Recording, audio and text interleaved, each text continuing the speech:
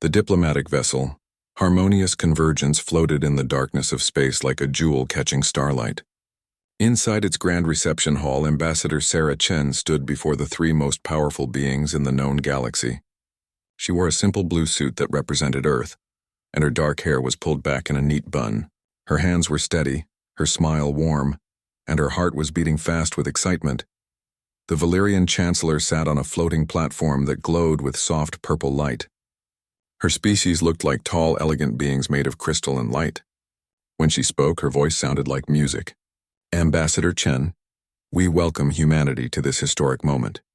Your species has much to offer the Galactic Council. To the Chancellor's right sat Elder Morthak of the Kolthari. He was ancient, with gray skin that looked like stone and eyes that had seen thousands of years pass. He moved slowly but spoke with deep wisdom. We have reviewed your cultural database. Your music, your art, your literature. Quite fascinating for such a young species. The third member was Director Zex of the Zen Collective. His species looked like insects that walked on two legs with hard shells and multiple arms. His voice came through a translator device that made it sound cold and mechanical. Your technology is primitive but shows promise. You will benefit greatly from council guidance. Sarah Chen nodded politely at each of them. We are honored by your welcome. Humanity has dreamed of this moment for generations. To know we are not alone in the universe, to meet other intelligent species, to learn from civilizations far older than our own. It is a dream come true. She activated a holographic display that showed Earth rotating slowly in the air between them. Blue oceans, green continents, white clouds. We come from a small planet, the third from our sun. We have only just learned to travel between stars.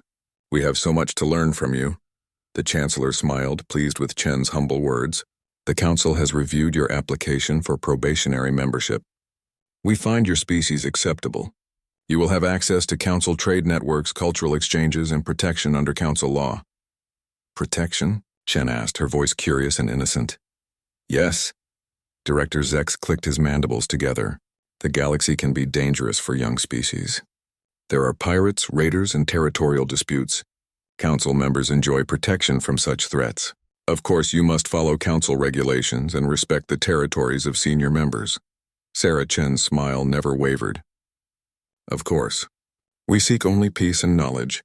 We have no desire for conflict with anyone. Over the next 3 months, humanity began its integration into galactic society. Human diplomats attended council meetings, always polite and always eager to learn.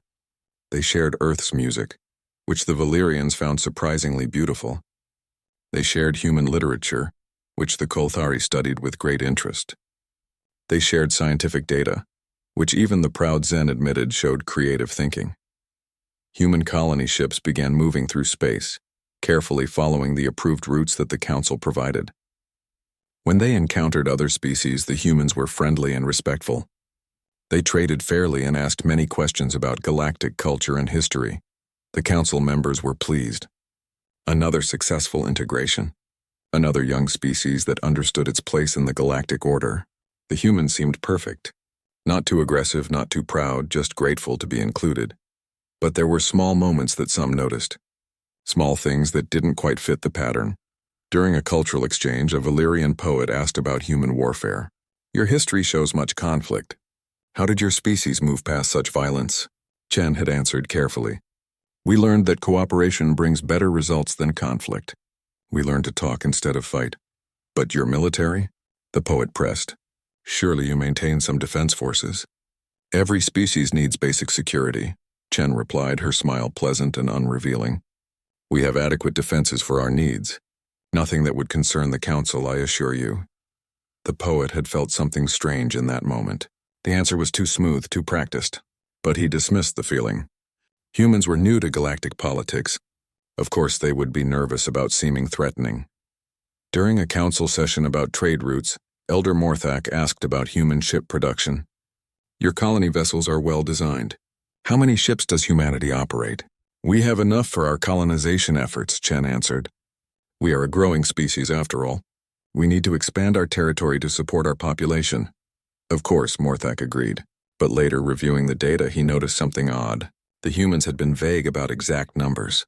They had shared information about their civilian ships, but very little about anything else. When he requested more detailed information, Chen apologized and explained that much of their database was still being translated into Council standard formats. It was a reasonable explanation. But Morthak had not survived thousands of years by ignoring small inconsistencies. Director Zex of the Zen Collective was the most suspicious. His species had built their power through careful intelligence gathering. He assigned observers to watch human colony movements. What he found frustrated him. The humans followed all the rules perfectly. Too perfectly. They never tested boundaries, never pushed limits, never showed the usual patterns of ambitious young species. They are hiding something, he told his intelligence officers. No species is this compliant naturally, but his officers found nothing. The human ships they observed were exactly what they claimed to be. Colony vessels, cargo transports, and the small diplomatic ships that traveled between Earth and Council space. No weapons, no military vessels, no hidden fleets. Perhaps they are simply cautious, one officer suggested. Many young species are intimidated when they first meet the Council. Zex clicked his mandibles in annoyance but accepted the report. Perhaps the humans were just naturally careful. Or perhaps they were simply weak and knew it. 3 months after first contact, the Council formally accepted humanity as probationary members. At the ceremony, Sarah Chen gave a speech that was broadcast across Council space. Today, humanity takes its first small step into a larger universe, she said, her voice filled with emotion. We thank the Council for this opportunity. We promise to be good neighbors, faithful friends, and peaceful partners in building a better future for all species. The Council members applauded. The ceremony was a success. No one noticed that Ambassador Chen never mentioned what humanity would do if that peace was threatened. No, one asked what adequate defenses actually meant. And no one thought to wonder why a species that had only recently developed faster than light travel seemed so calm and confident when meeting civilizations thousands of years older. The first contact was peaceful. The humans had made sure of that. But peace, as humanity had learned long ago on Earth, required more than just friendly words and warm smiles. It required strength that others respected. And humanity had brought plenty of that. They just hadn't shown it yet. Commander Vex of the Zen Collective Defense Fleet watched his tactical display with satisfaction. 3 Zen warships moved in perfect formation through the disputed territory, known as the Contested Reaches. This region of space sat between Council-controlled systems and the vast emptiness beyond. Many species claimed historical rights to these sectors, but everyone knew the truth. Territory belonged to whoever was strong enough to hold it. Contact ahead, his sensor officer reported. Multiple vessels. Configuration matches Terran colony ships. Vex's mandibles clicked together in pleasure. Perfect. The humans were new to galactic politics. This would be an easy lesson in how things really worked in the galaxy. He had received reports about these polite, peaceful humans. They seemed to think that Council membership meant everyone followed the rules. How naive. Move to intercept, he ordered. Standard intimidation formation. The 3 Zen warships accelerated forward. Each vessel was 200 meters long, armed with plasma cannons and shield systems that could withstand serious punishment. They had been designed to enforce Zen interests across the frontier. Young species learned quickly not to challenge them. The human colony ships appeared on the visual display. There were 5 of them, large and ungainly vessels designed for carrying thousands of colonists and their equipment. They moved slowly through space following one of the approved Council routes, or what the humans thought was an approved route. Open a communication channel, Vex commanded. The largest human ship responded immediately.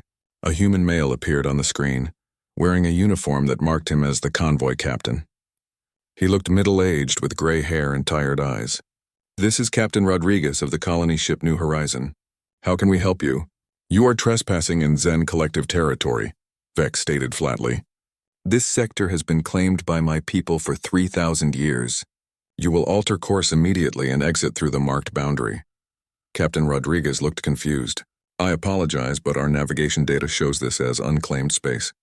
The Council Registry lists no territorial claims in this sector. The Council Registry is incomplete. Vex lied smoothly. This was an old trick. Make a claim, act offended when challenged, and force the weaker species to back down rather than risk conflict. Ancient claim records predate the current system. My government will file the proper documentation, but in the meantime, this is our space. You will leave now. Rodriguez spoke with someone off-screen, then turned back to Vex. Commander, we mean no disrespect. We are simply trying to reach our designated colony world.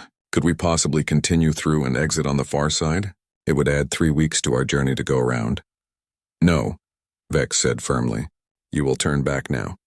Consider this a lesson in galactic politics, human. The Council protects those who have power. Your species is too new, too weak to challenge established interests. Learn your place. He watched Rodriguez's face carefully. Would the human show anger? Fear? Either would be satisfying. But instead, Rodriguez just looked sad and disappointed. I understand, Rodriguez said quietly. We will comply with your instructions. New horizon to all colony ships, prepare to reverse course. Vex cut the communication channel, pleased with himself. The humans had folded immediately as expected. He would file a report praising their good judgment. Perhaps they could be useful eventually, once they understood how things really worked. The 5 colony ships slowly turned around, their massive hulls taking several minutes to complete the maneuver. Vex kept his ships in position, watching until the humans had fully retreated from the sector. Only when they had jumped to faster-than-light travel did he order his fleet to stand down. Incident concluded, he reported to Zen High Command. Human vessels complied with territorial enforcement. No shots fired. Recommend noting human species shows appropriate deference to superior powers. High Command acknowledged his report with approval. Another successful mission. Another young species that understood the natural order of the galaxy. But far away on the colony ship New Horizon, Captain Rodriguez was having a very different conversation on a secured channel. Admiral Morrison, this is Rodriguez. Incident confirmed. 3 Zen warships, standard intimidation protocol. They're claiming ancient territorial rights that don't exist in any official records. The man on the screen wore the dark uniform of the Terran Confederation, Navy. Admiral James Morrison had 30 years of military experience, and his face showed none of the fear or disappointment that Rodriguez had displayed to the Zen. Instead, he looked angry. Damage? Morrison asked. None, sir. They didn't fire. Just threatened and postured. We complied as per protocol. Good work, Captain. Return to the designated safe zone. Your colonists will reach their destination, just not through that route. Sir, if I may ask, when will we stop running from these bullies? Morrison's expression hardened. Soon, Captain, very soon. Admiral Chen wants to make sure we have all the evidence we need. The Council needs to see exactly how their senior members treat newcomers. Every incident like this strengthens our case. And if diplomacy doesn't work, then we show them why humanity survived 5,000 years of warfare on our own planet before we ever reached the stars. Morrison out. Back in Council space, Ambassador Sarah Chen reviewed the incident report with her staff. They sat in a secure room aboard the human embassy station, where no Council monitoring could reach. The 3rd incident this month, her military liaison said. The Zen are getting bolder. They think we're easy targets. Chen's diplomatic smile was nowhere to be seen. Her expression was cold and calculating. Let them think that a little longer. How is the fleet positioning? Battle Group 7 reached their staging area yesterday. The Retribution and her escorts are fully fueled and armed. Admiral Morrison says they can deploy on your order. Not yet, Chen said. I want one more incident. Something clear and undeniable. The Council needs to see that we tried everything before we responded. Her aide looked worried. Ambassador, what if the Zen actually fire on our ships? Colonists could die. They won't, Chen said with certainty. The Zen are bullies, not murderers. They want to intimidate, not fight. But even if they did fire, our colony ships have better shields and armor than they appear to have. We made sure of that. She pulled up a star map on her display. Request a formal council hearing about border protocols. Make it sound concerned but not angry. Confused but not threatening. I want the council to think we're coming to them for protection like good little junior members. And while they're preparing for that hearing, Chen's smile returned, but it was nothing like the warm diplomatic expression she showed the council. This smile was sharp and dangerous. While they're preparing, Admiral Morrison moves the fleet into position. The next time the Zen try to push us around, they're going to learn something important about humanity. What's that? That we didn't survive predators, plagues, wars, and near extinction by being weak. We survived by being the scariest thing on our planet. And now we're going to remind the galaxy that Earth didn't just produce diplomats and artists. It produced warriors who have been fighting for survival since before the Zen even built their first spaceship. 2 weeks later, the Zen patrol detected something massive emerging from faster-than-light travel. Their sensors screamed warnings that made no sense. The gravity signature was wrong. Too large, too powerful. Nothing that size should be able to move that fast. Commander Vex stared at his tactical display in disbelief. "What is that?" His sensor officer's voice shook. "Sir, it's registering as a single vessel, but the mass readings say it's the size of a small moon. And it's not alone. Multiple contacts emerging behind it. On the display, a warship appeared that made the Zen vessels look like children's toys. The TCS Retribution had arrived, and the galaxy would never be the same. The TCS Retribution cut through space like a blade through water.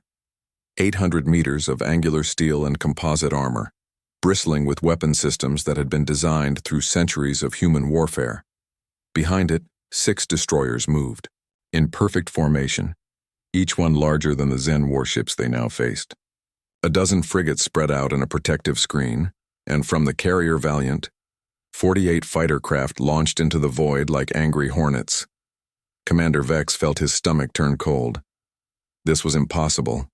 The humans were supposed to be peaceful. They were supposed to be weak. The diplomatic vessel that had arrived at Council Space 3 months ago had been small and unarmed. Where had these monsters come from? "Sir, we're receiving a transmission," his communications officer said, his voice barely above a whisper. "It's broadcasting on all Council frequencies.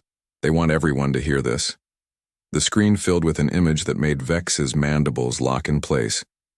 A human male stood on what appeared to be a military bridge, surrounded by tactical displays and crew members working with frightening efficiency. He wore a dark uniform with insignia that meant nothing to Vex, but the authority in his bearing was unmistakable.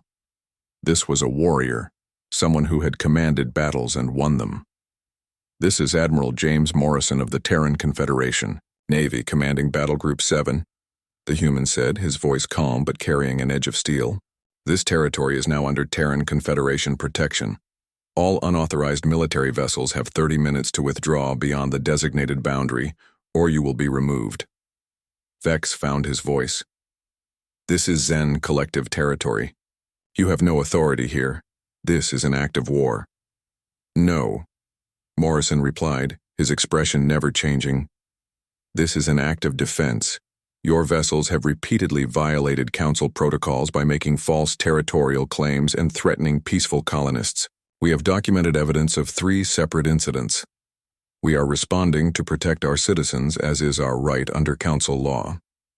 "You came in a diplomatic vessel," Vex said, confusion mixing with his fear. "You said you were peaceful. You said you wanted only to learn from the Council." For the first time, Morrison's expression changed. A small, cold smile touched his lips.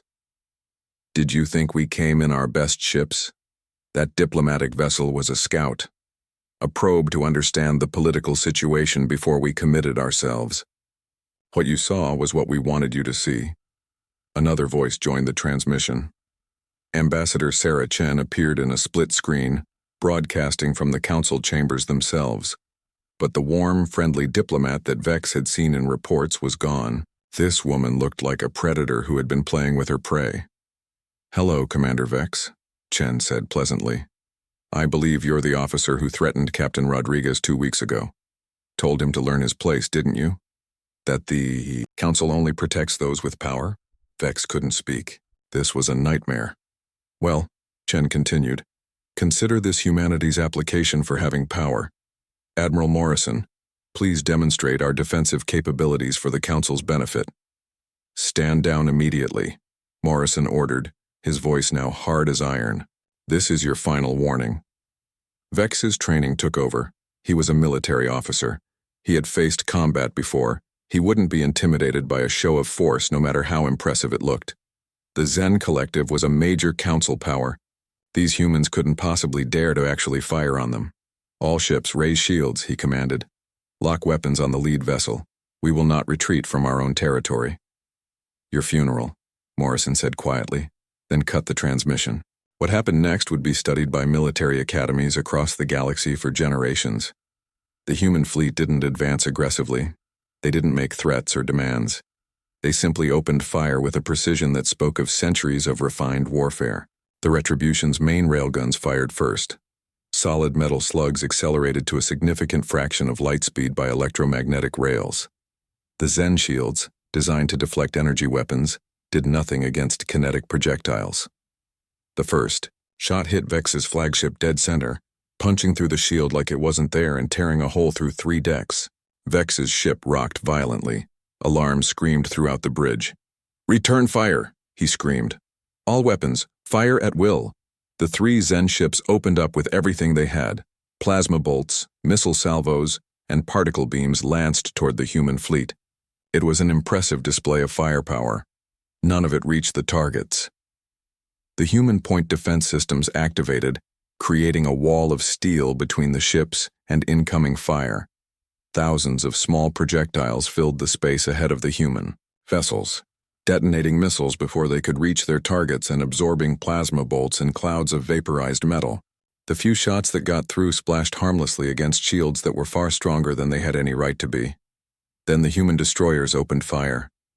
Their weapons were smaller than the Retribution's monsters, but they were fast and accurate. They targeted the Zen ship's weapon systems with surgical precision, destroying plasma cannons and missile tubes with shots that hit exactly where they needed to. One of Vex's escorts tried to retreat, accelerating toward the edge of the system. A human frigate intercepted it, not with weapons but with electronic warfare systems that Vex had never seen before. The Zen ship went blind and deaf, all its sensors overwhelmed by jamming that turned its sophisticated instruments into useless scrap. Then the fighters arrived. The small craft moved through space with an agility that seemed to defy physics. They wove between defensive fire, launching missiles that struck with pinpoint accuracy. One fighter pilot actually flew between 2 pieces of debris, rolled her craft 90 degrees, and put a missile directly into a Zen ship's engine exhaust port. The explosion disabled the entire propulsion system. The entire battle lasted 4 minutes. When it was over, one Zen ship was drifting dead in space, its crew alive, but their vessel completely disabled. Another was leaking atmosphere from a dozen hull breaches, limping away on backup thrusters. Vex's flagship was still functional, but barely. Half his weapons were destroyed, his shields were down, and fires burned in 3 different sections. The Retribution hadn't received a scratch. Admiral Morrison's face appeared on Vex's screen again. "I'm letting you live, Commander. Do you know why?" Vex couldn't answer. He was in shock, his worldview shattered into pieces. "Because someone needs to deliver a message," Morrison said. "Go back to your government. Tell them exactly what happened here. Tell them that humanity came in peace, but we came prepared for war.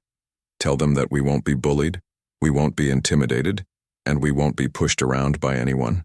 He leaned forward, his eyes boring into Vex. "And tell them that this fleet, this demonstration, this is just one battle group. We have 7 more just like it, and they're all ready to deploy if anyone decides to test us again. You'll destroy the peace," Vex managed to say. "The Council will never accept this aggression." "We didn't destroy the peace," Morrison replied. "We just revealed what it was really built on. The strong do what they will and the weak suffer what they must. That's what your Director Zex believes, isn't it? Well, now humanity is strong, and we're going to use that strength to make sure. The peace is real, not just a pretty word that covers up bullying and exploitation." He gestured, and one of his crew members worked at a console. "I'm transmitting complete tactical data on this engagement to the Council chambers. Every shot, every maneuver, every system we used. Let them analyze it. Let them understand what they're dealing with." The transmission cut off. The human fleet remained in position, a silent threat that spoke louder than any words. In the Council chambers, emergency sessions were being called. Intelligence agencies were scrambling to understand how they had missed an entire military fleet. Political alliances were shifting as species reconsidered their relationships with humanity. And Ambassador Sarah Chen stood before the assembled council, her diplomatic mask finally removed, ready to explain exactly what humanity expected from the galaxy and what they would do to anyone who threatened their people. The era of peaceful expansion through naive cooperation was over. The era of peace through strength had begun, and the galaxy would never underestimate humanity again. The Grand Council chamber had never been this full. Every species with voting rights had sent representatives.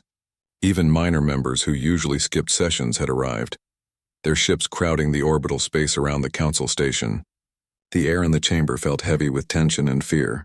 The galaxy had changed in 4 minutes of combat, and no one was sure what came next. Ambassador Sarah Chen stood in the center speaking platform, surrounded by holographic displays that showed the battle in the contested reaches from every angle. The Valyrian Chancellor, the Kolthari Elder, and Director Zex of the Zen Collective watched her from their positions high above. But for the first time since humanity had arrived, Chen noticed she wasn't looking up at them in supplication. She was standing straight and tall, meeting their eyes as an equal. "Honored Council," she began, her voice clear and strong. "I stand before you today not to apologize but to explain, and more importantly, to offer you a choice about what kind of galaxy we will build together." "You attacked a council member without provocation," Director Zex interrupted, his translator making his voice sharp and angry. "You have violated every principle of peaceful cooperation. Your species should be expelled immediately, and your territory declared open for annexation." Chen turned to face him directly. The movement was deliberate, almost casual, but everyone in the chamber felt the shift in power dynamics. This was not a nervous junior member being scolded. This was a predator acknowledging another predator. "Without provocation?" Chen repeated. "Let me show you provocation, Director." She activated a series of recordings. The first showed the initial encounter between Commander Vex and Captain Rodriguez. The Zen officer's threats, his lies about ancient territorial claims, his demand that the humans learn their place. The second recording showed a similar incident from a month earlier, with different ships but the same pattern. The third showed yet another. 3 incidents, Chen said. 3 times your military vessels threatened peaceful colonists. 3 times they made false territorial claims that appear nowhere in official council records. 3 times they used the threat of force to intimidate a species you believed was weak. She pulled up more data, flooding the display with information. But it wasn't just the Zen, was it? "We have documented 47 incidents across council space in the past 20 years. The Valyrian merchant cartels forcing unfavorable trade agreements on developing species. The Kolthari claiming historical preservation zones that just happen to contain valuable resources. Smaller species being systematically exploited by larger ones. Elder Morthak's ancient eyes narrowed. "You spied on us? From the beginning?" "Yes," Chen admitted without shame. "We spent decades observing council space before we made contact. We sent unmanned probes, monitored your communications, and studied your history. Do you know what we learned?" She gestured to the display showing the battle. "We learned that the council talks about peace and cooperation, but what you really have is a system where the strong do whatever they want, and the weak have no recourse. You built a beautiful structure of laws and treaties, but it only protects those who can defend themselves.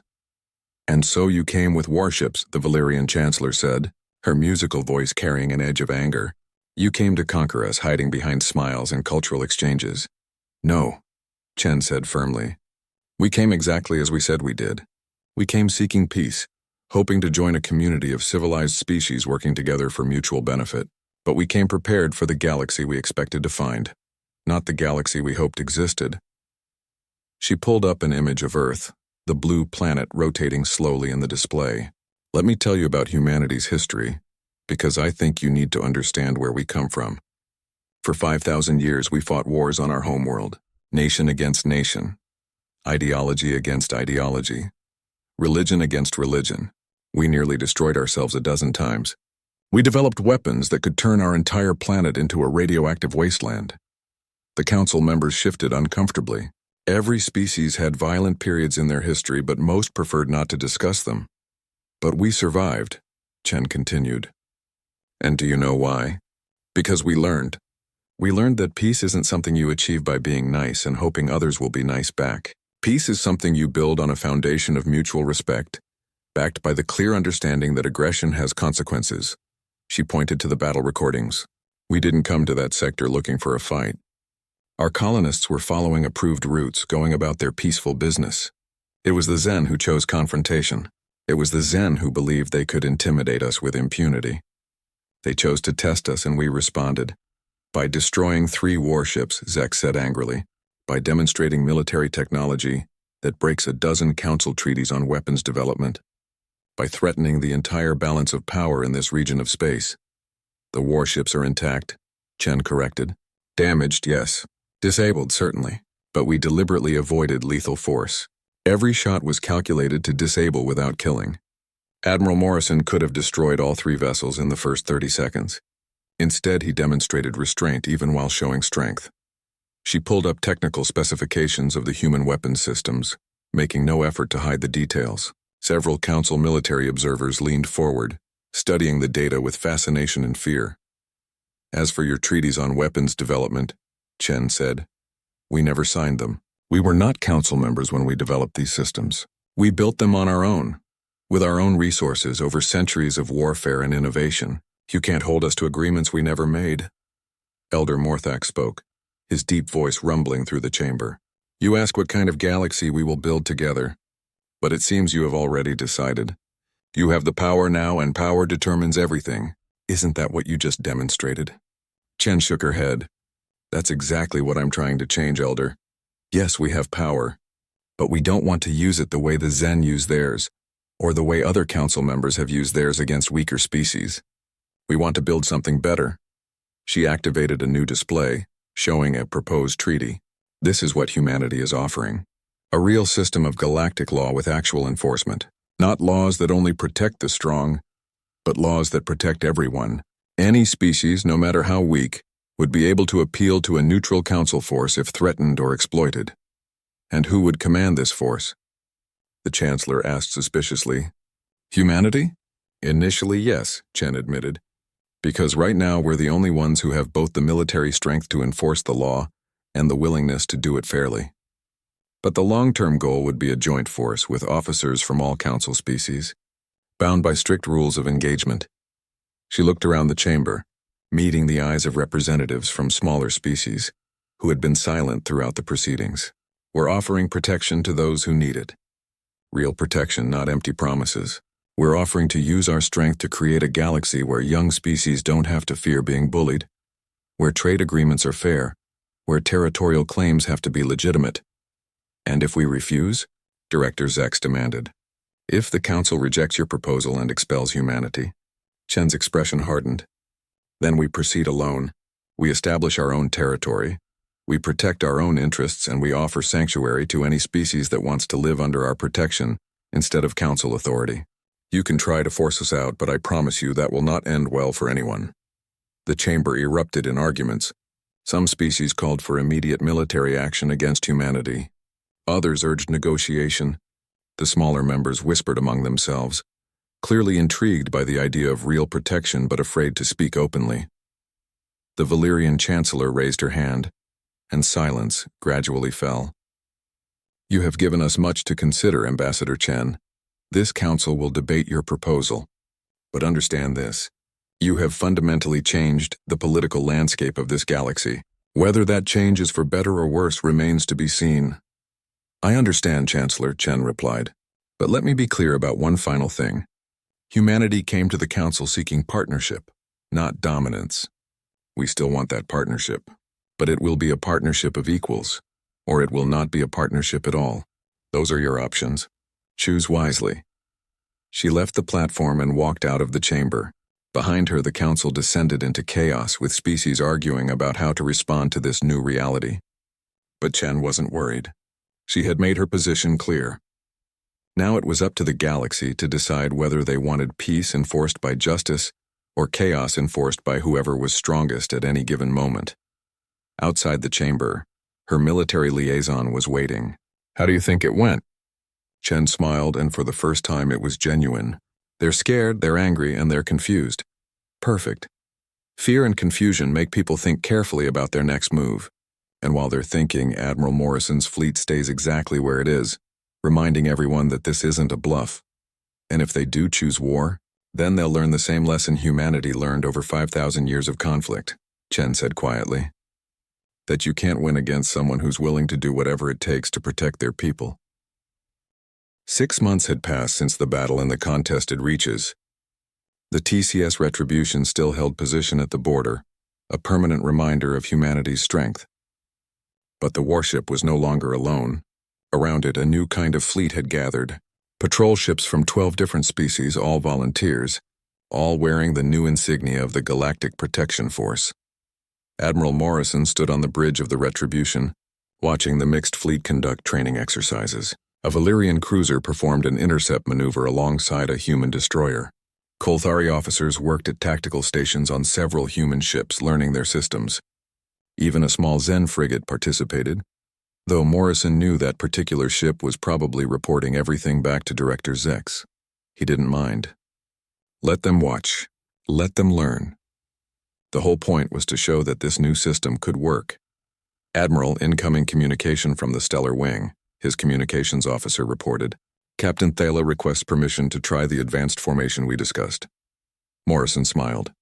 Captain Thala was from the Minoth species, a small civilization that had been bullied by larger neighbors for generations. 3 months ago, they had been the first to request human protection. Now their captain commanded one of the most skilled patrol groups in the protection force. Permission granted, Morrison replied. And tell Captain Thala she doesn't need to ask permission for training exercises anymore. She's earned command authority. On Earth, in the capital city of Geneva, Ambassador Chen met with the Valyrian Chancellor in a setting very different from the Grand Council chamber. They sat in a small cafe, drinking tea that had been carefully prepared to suit both human and Valyrian physiology. The Chancellor had requested this informal meeting and Chen had agreed immediately. Your planet is beautiful, the Chancellor said, looking out the window at the mountains in the distance. Very different from Valyria Prime, but beautiful in its own way. Thank you, Chen replied. I'm glad you accepted my invitation to visit. I think it's important for you to see where humanity comes from. The Chancellor sipped her tea, her crystalline features reflecting the afternoon sunlight. I confess, Ambassador, I came here hoping to understand. 6 months ago, I was convinced humanity would be a plague upon the galaxy, a warlike species that would conquer and destroy. But what I've seen suggests something more complicated. We are complicated, Chen admitted. We're capable of terrible violence, yes, but we're also capable of great compassion. The question has always been which impulse wins out. The protection force is working better than I expected, the Chancellor said. Minor species that were afraid to speak up before are now reporting incidents of exploitation. The Zen Collective has stopped making false territorial claims. Even the Kolthari have returned 3 planets they had claimed as historical preservation zones. Change is happening, Chen agreed, but it's fragile. The old power structures don't give up easily. The Chancellor set down her tea. That's why I'm here, Ambassador. I want to propose a formal alliance between humanity and the Valyrian Federation. Not as superior and inferior, but as true partners. Chen raised her eyebrows in surprise. That's a significant shift from 6 months ago.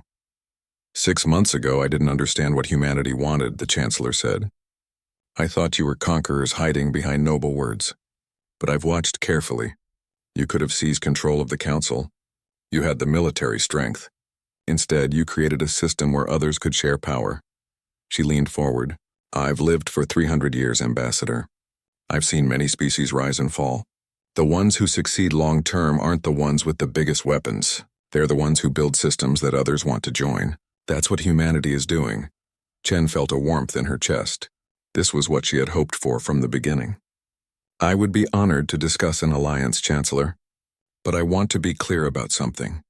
We won't change our protection of smaller species. We won't compromise on the idea that all civilizations deserve fair treatment.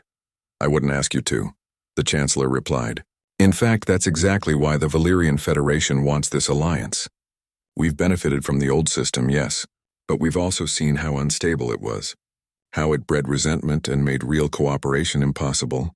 Your way might actually create lasting peace. Far across the galaxy, in the ruins of a Zen military base, Director Zex met with his intelligence officers.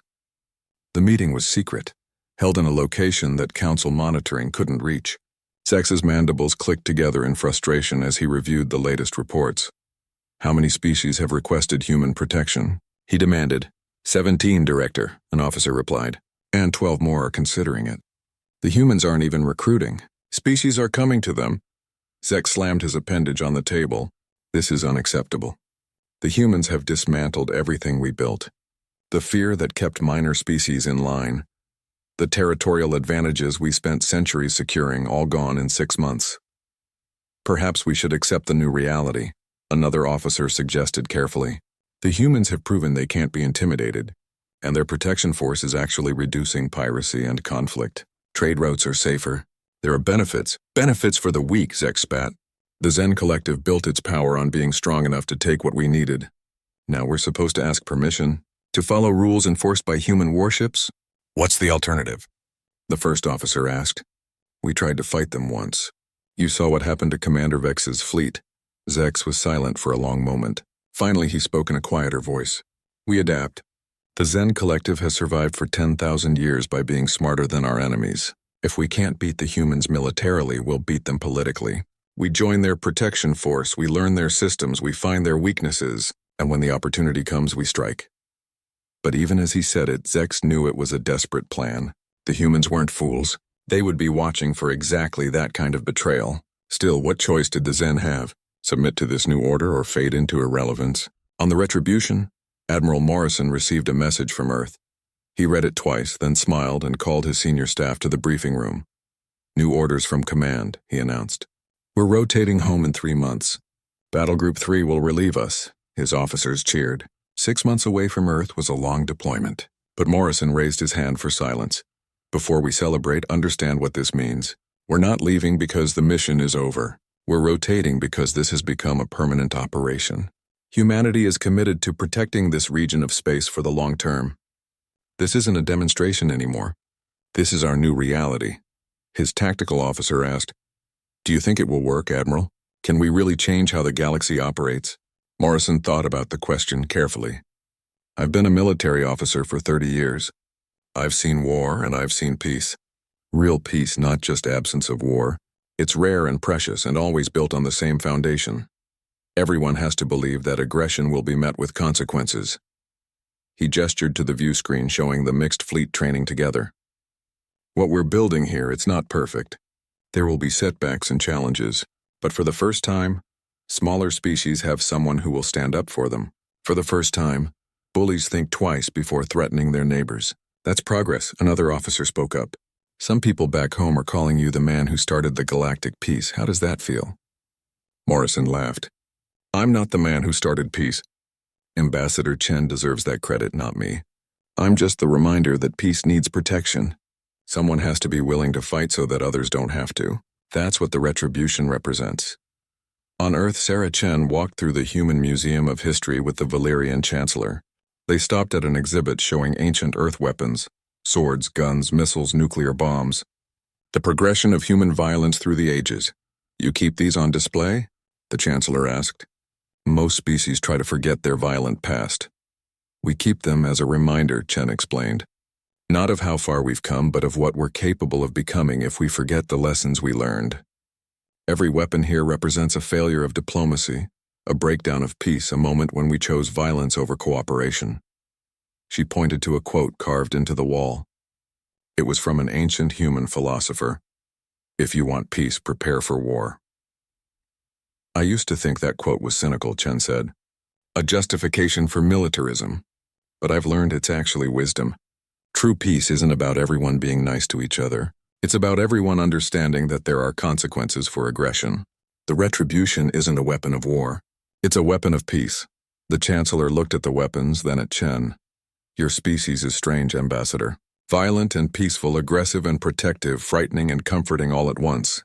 Chen smiled. Welcome to humanity, Chancellor. We're a species of contradictions. But we've learned to balance those contradictions and use them for good. We're not perfect, but we're trying to be better. And we're offering the galaxy a chance to try with us.